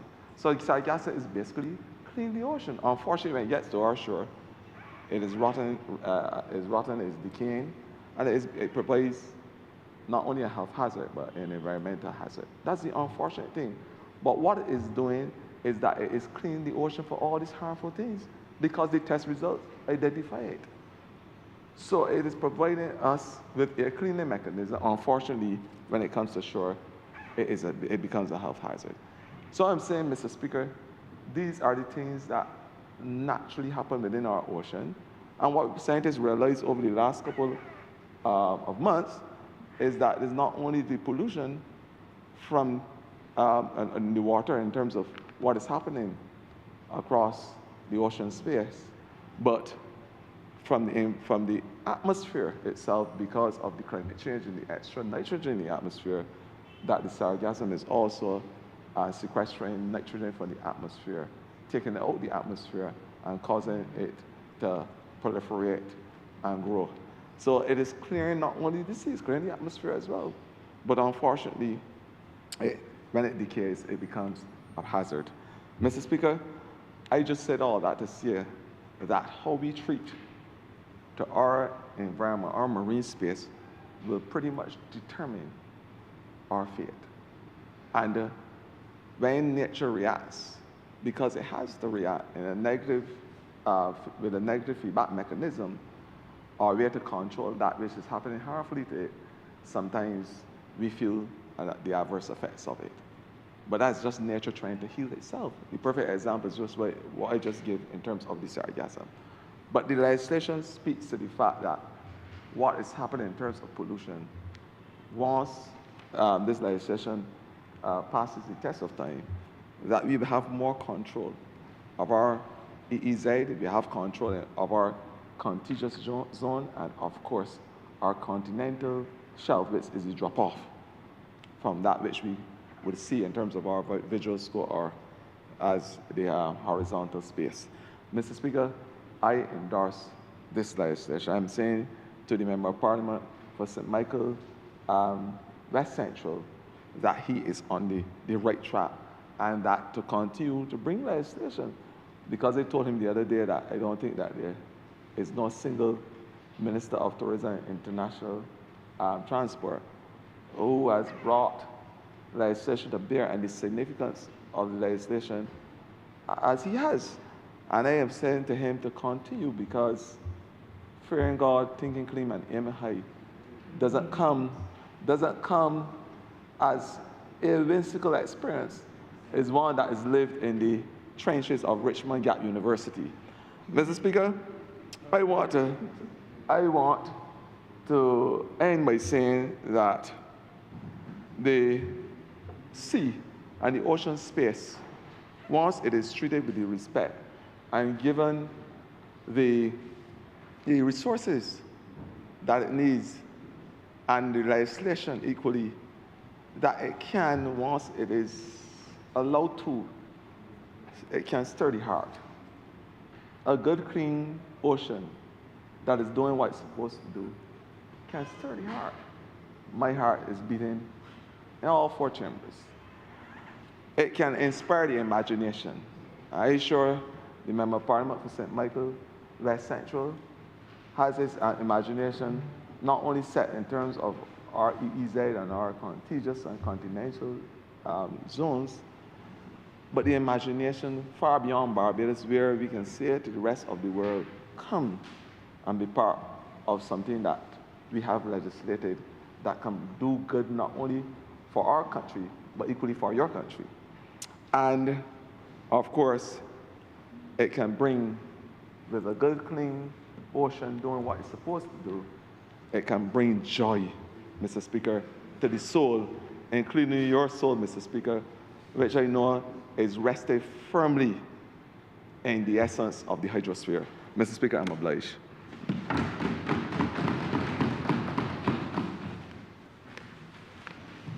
Honourable Michael West Central. Thank you, Mr. Speaker. Let me also thank all honourable members who have spoken in the debate. I had to be away from the chamber, albeit briefly, to attend some other matters. But based on my information, I know that I was advised that all honourable members equipped themselves well. Let me, at the outset, also thank the Minister of Labour and the Ministry of Labour, who would have worked with the Ministry of Tourism and International Transport throughout the journey dealing with the Seafarers bill. The Minister of Labour, the Honourable Member for St. Peter, would have spoken at length on the bill and all of the engagements that he would have had with the Ministry of Tourism and International Transport. And obviously, he reminded us that I also gave him an opportunity to ensure that he fast-tracked another piece of legislation to get it here before this bill got to this Parliament. So for that, we are grateful to you, Honourable Member for St. Peter, as Minister of Labour, and your team for all the work that you would have assisted us and the tremendous work and cooperation that you extended to us in respect of this bill. Let me also thank the Deputy with respect to the Seafarers bill, the Office of Chief Parliamentary Counsel, in particular the Deputy Chief Parliamentary Counsel, Sean Bell, for, of course, her steadfast support, formalizing all the maritime drafting instructions, converting them into legislation.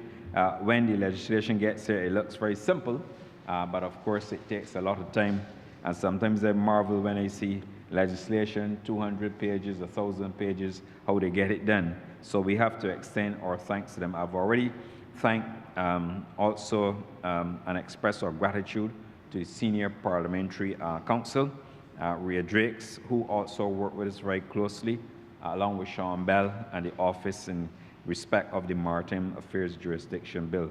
And of course, I continue to thank the officers within my ministry, led, of course, by Najla King, like I said, who is here with us, and of course, the Chief Technical Officer, who's also here with us, Mrs. Dion Gibbs-Nichols. Mr. Speaker, there's not a lot to respond to in terms of the remarks made by honourable members. Suffice to thank them again, but also to thank the honourable member for Christchurch West Central for his tremendous endorsement of the bill. You know, these matters are, and other matters, of course, remain dear to the heart of the honourable member for Christchurch West Central, and he's a former schoolmate of mine as well. Let the record reflect that. And of course, and he is more adept, like I said, on these matters of the environment and matters relating to the oceans and everything else under the sky, including pharmacology. So I really want to thank him. I can't rebut anything he said because he continues to shine in an area that he knows very well. So I really want to thank the honourable member for his contribution to the bill. Mr. Speaker, there's no secret about this. The maintenance of a secure marine environment is critical for us as a destination and as a country. As I indicated, Barbados depends largely on tourism. And therefore, if we depend on tourism, we have to ensure that our marine environment is not only controlled, is not only regulated, but we have a very strong legislative framework in place to protect what helps to drive the Barbados economy. Polluted beaches, of course, would cause us no end of challenges. Mr. Speaker, an ocean can transmit many things if we don't manage it well and if we don't secure the environment, and which could, of course, have serious fallout if we are not careful. It could cause, for example, a loss of economic activity, loss of tourism earnings, and of course, jobs. And that is something that we always have to remember. And therefore, when we bring legislation to this honorable chamber, we bring legislation not only to ensure we have a very strong legislative agenda, but also a very strong regulatory framework that will support the further expansion of our maritime affairs, that will help us in terms of maritime diplomacy, of course will help us with governance as well. So strengthening maritime affairs will continue to focus on matters of safety, matters of security, of course matters through international relations and cooperation, and of course we have to ensure we continue to manage technological innovation and changes. The Seafarers Bill, Mr. Speaker, is holistic in its maritime labor protection approach. It's about protecting seafarers irrespective of their nationality, serving on boats or serving on board vessels, not only that carry the Barbados flag, but also Barbadians who are serving on those foreign vessels. The Maritime Areas Jurisdiction Rights Bill, of course, provides that regulatory regime for safeguarding Barbados as a maritime space. It regulates the activities done in Barbados. Of course, it also regulate activities beyond the national jurisdiction in accordance with international law. And both bills, of course, Mr. Speaker, will continue to help us to build on the legislation that we enacted between 2024 and 2025 in providing, in our opinion, the foundation and the enabling conditions for sustainable marine development. Mr. Speaker, last week, I had the honor in my capacity as chairman of the Caribbean Tourism Organization to be in Belize for the Caribbean Tourism Organization's Sustainable Development Conference. And in Belize, as you know, there's a lot of, the Honourable Member for Christchurch West Central knows as well, the marine environment, the ecosystems that they have. But one thing that stood out in the conference is that if we do not continue to maintain a very sustainable environment, not only for tourism, but sustainable within all aspects of the economies, then we will have a challenge. And I'm proud to say that when we look at the record, the Caribbean remains on track to building out and strengthening our sustainable development through a number of legislative initiatives, including what we've done here, or what we're doing here in Parliament today. So just thought I'd mention that. Of course, as I indicated earlier, in the Strait of Hormuz, you can see what is happening.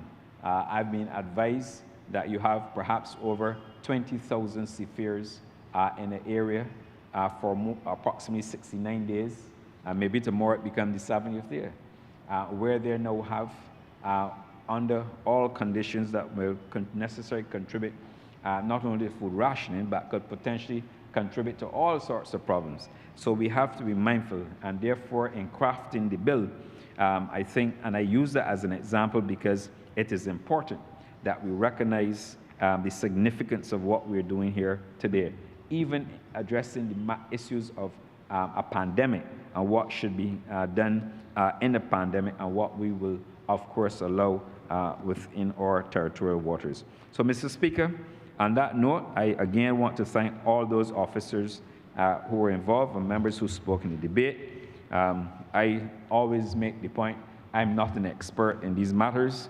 I always defer to the expertise that I have within the ministry. They give me good guidance, and for that I'm grateful. Of course, it is my job to approve the policy document, get it to Cabinet, and then eventually working with the CPC to get it here. So I really want to say, give them a big thank you as well, because it is necessary. And with that, Mr. Speaker, I beg to move the second reading, of the Maritime Areas Jurisdiction and Rights Bill 2026. The question is that this bill be read a second time. All those honourable members in favor, please say aye. Those against, please say no. Me think the ayes have it. Mr. Speaker, I do beg that beg to move that the House resolve itself into committee for further consideration of this bill. The question is that the Speaker do not leave the chair and the House resolve itself into committee for further consideration of this bill. All those who are members in favor, please say aye. Those against, please say no. Meeting, the ayes have it.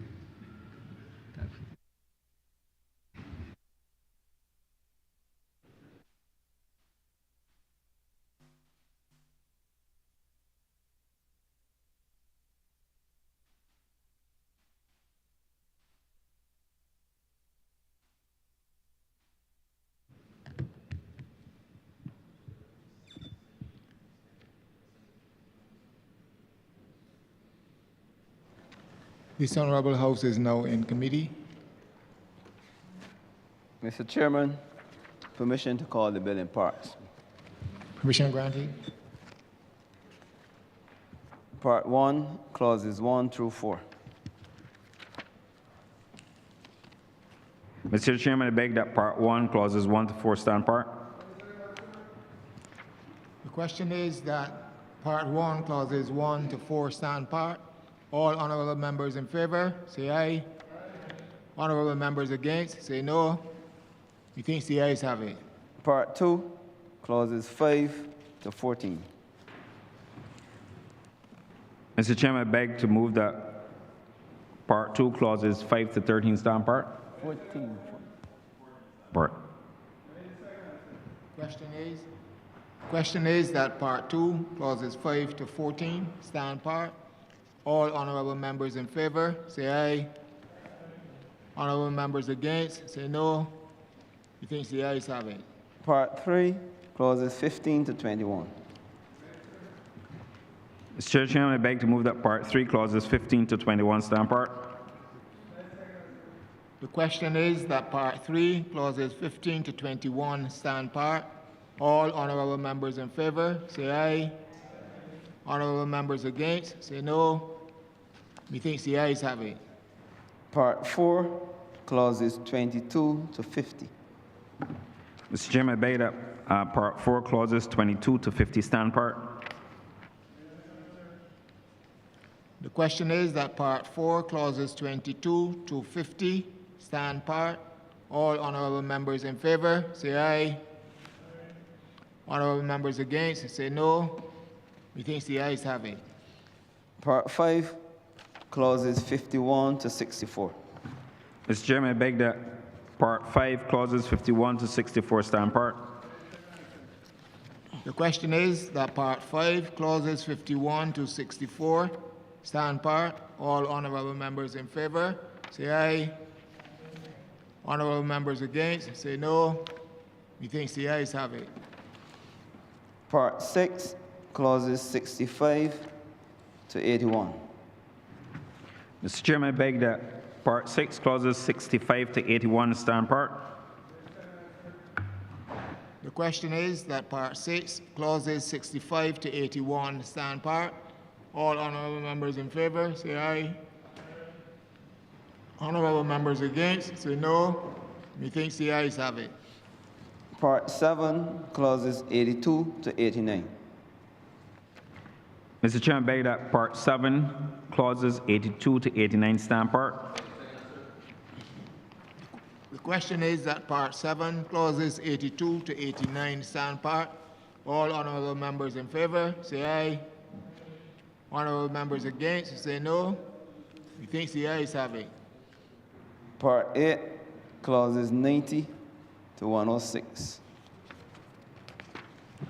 Mr. Chairman, I beg that Part 8, clauses 90 to 106 stand part. The question is that Part 8, clauses 90 to 106 stand part. All honourable members in favour, say aye. Honourable members against, say no. Methinks the ayes have it. Report. Mr. Chairman, I beg that you now report to His Honour the Speaker the passing of one bill in committee. The question is that I do now report to His Honour the Speaker the passing of one bill in committee. All honourable members in favour, say aye. Honourable members against, say no. Methinks the ayes have it.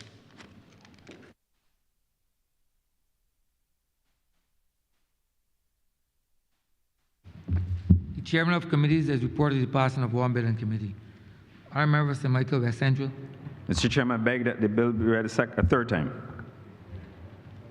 The question is that this bill be read a third time. All those honourable members in favour, please say aye. Those against, please say no. Me think the ayes have it. Mr. Speaker, I beg that we move that the bill be now passed and the act be cited as the Maritime Areas Jurisdiction and Rights Bill Act 2026. The question is that this bill be passed and so cited. All those honourable members in favour, please say aye. Those against, please say no. Me think the ayes have it. This bill is passed and so cited. I know, yeah, of course we know that. You know. Can't be better than the same thing.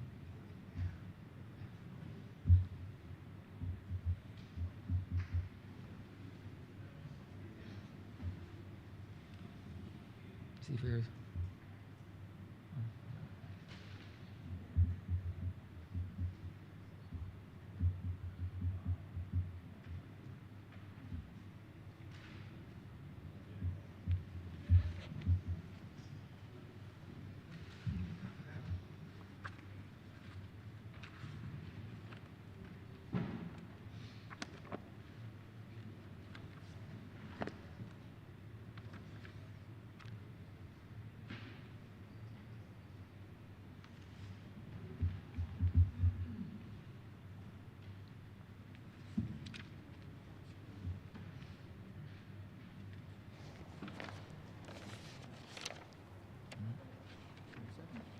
Order number 7, sir.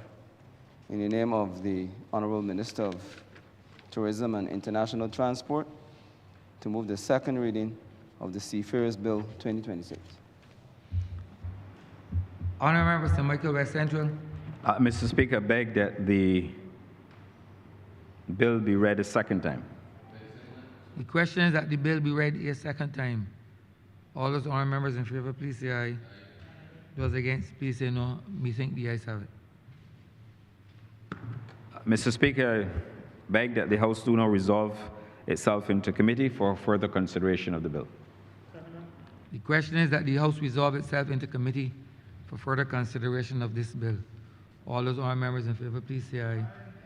Those against, please say no. Me think the ayes have it.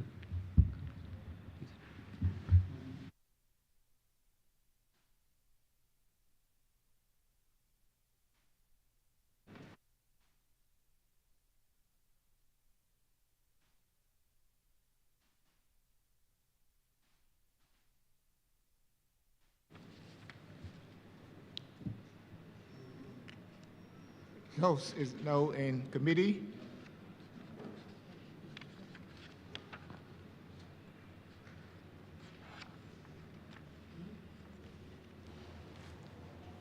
Mr. Chairman, permission once again to call the bill in part. Permission granted. Part 1, clauses 1 to 11. Mr. Chairman, I beg that Part 1, clauses 1 to 11 stand par. The question is that Part 1, clauses 1 to 11 stand part. All honourable members in favour, say aye. Honourable members against, say no.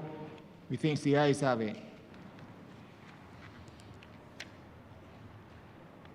Part 2, clauses 12 to 31. Mr. Chairman, I beg that Part 2, clauses 12 to 31 stand part. The question is that Part 2, clauses 12 to 31 stand part. All honourable members in favour, say aye. Honourable members against, say no. Methinks the ayes have it. Part 3, clauses 32 to 41. Mr. Chairman, I beg that Part 3, clauses 32 to 41 stand part. The question is that Part 3, clauses 32 to 41 stand part. All honourable members in favour, say aye. Honourable members against, say no. Methinks the ayes have it.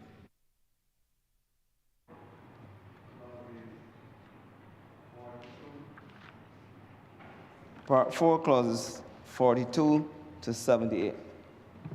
Mr. Chairman, I beg that Part 4, clauses 42 to 78 stand part. The question is that Part 4, clauses 42 to 78 stand part. All honourable members in favour, say aye. Honourable members against, say no. Methinks the ayes have it. Part 5, clauses 79 to 168. Mr. Chairman, I beg that Part 5, clauses 79 to 168 stand part. The question is that Part 5, clauses 79 to 168 stand part. All honourable members in favour, say aye. Honourable members against, say no. Methinks the ayes have it. Part 6, clauses 169 to 199. Mr. Chairman, I beg to move that Part 6, clauses 169 to 199 stand part.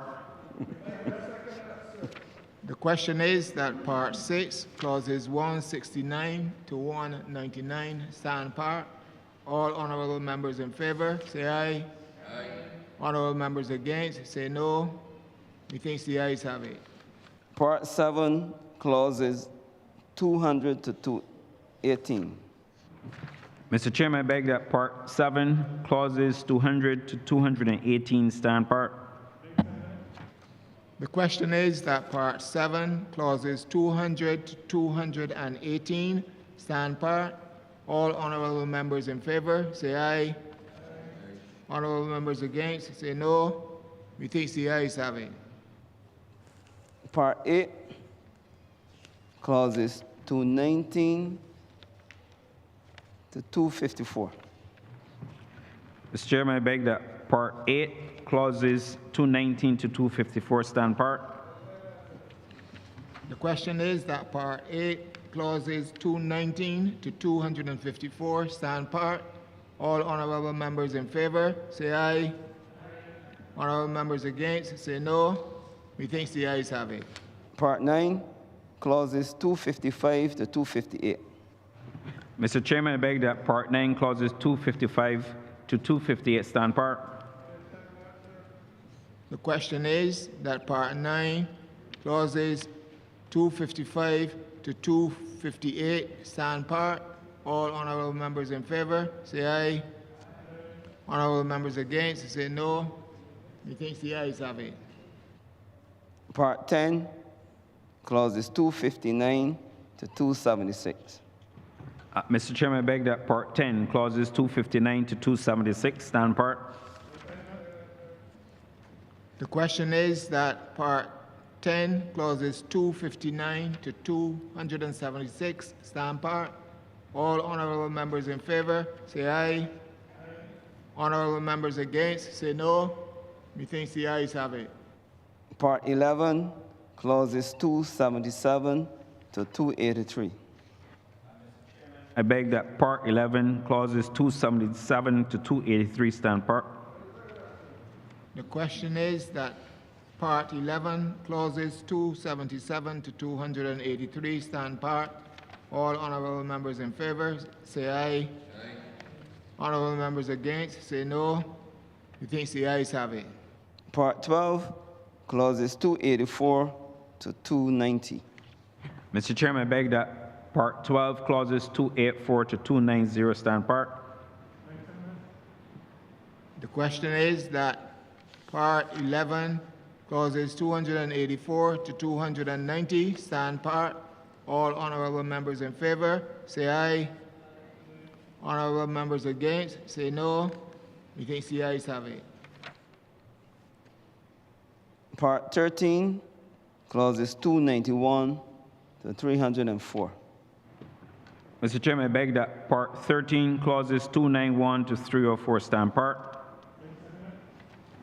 The question is that Part 13, clauses 291 to 304 stand part. All honourable members in favour, say aye. Honourable members against, say no. Methinks the ayes have it. Part 14, clauses 305 to 310. Mr. Chairman, Part 14, clauses 305 to 310, I would like to move an amendment, sir. Clause 310 to A2, the second line, we're substituting for, and we are inserting R. So it should read relations to vessels of 500 GT, gross tons, and above carrying more than 12 industrial personnel are compliant. So I beg to move that amendment, sir. So, Mr. Speaker, I beg to move that Part 14, 305 to 310 as amended stand part. The question is that Part 14, clauses 305 to 310 as amended stand part. All honourable members in favour, say aye. Honourable members against, say no. Methinks the ayes have it.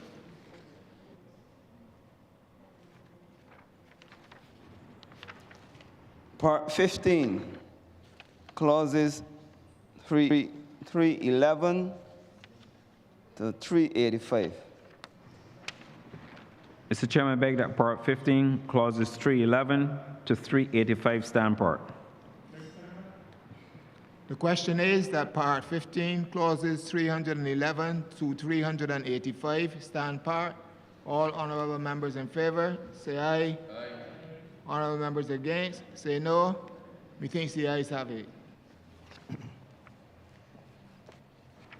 The first to the 17th schedules. Mr. Chairman, I beg that the first to the 17th schedule stand part. Be the schedule to the bill. The question is that the first to the 17th schedule be the schedule to the bill. All honourable members in favour, say aye. Honourable members against, say no. The schedules to the bill. Be the schedules to the bill. There are 17 schedules. The first to the 17th schedule be the schedules to the bill. This insert. The first to the 17th schedule be the schedules to the bill. The first to the first schedule to the 17th schedule be the schedule to the bill. The schedules. Schedules. Plural. Schedules Yes. to the bill. Honourable members in favour, say aye. Aye. Honourable members against, say no. Methinks the ayes have it. Mr. Chairman, I do beg that you report progress to His Honour the Speaker and to report the passing of one bill in committee. The reporting passing of one bill in committee. The question is that I do know report to His Honour the Speaker the passing of one bill in committee as amended. All honourable members in favour, say aye. Aye. Honourable members against, say no. Methinks the ayes have it.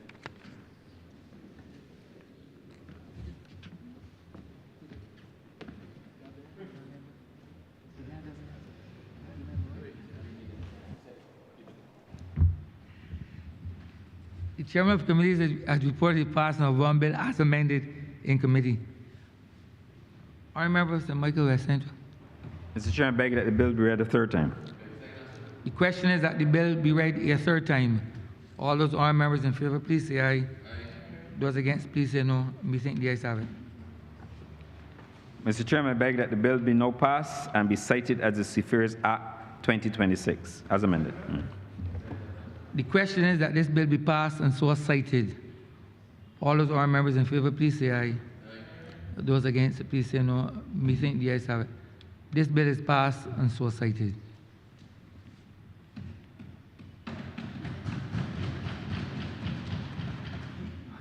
Honourable Leader, Government Business. Thank you, Mr. Speaker. With that, we've come to the end of today's sitting. I therefore beg to move the adjournment of the House until Tuesday, the 19th of May at 10 a.m. The question is that this honourable chamber be adjourned until Tuesday, the 19th of May, 2026 at 10 a.m. in the forenoon. All those honourable members in favour, please say aye. Aye. Those against, please say no. Meeting the ayes have it. This honourable chamber stands adjourned until Tuesday, the 19th day of May, 2026 at 10 a.m. in the forenoon.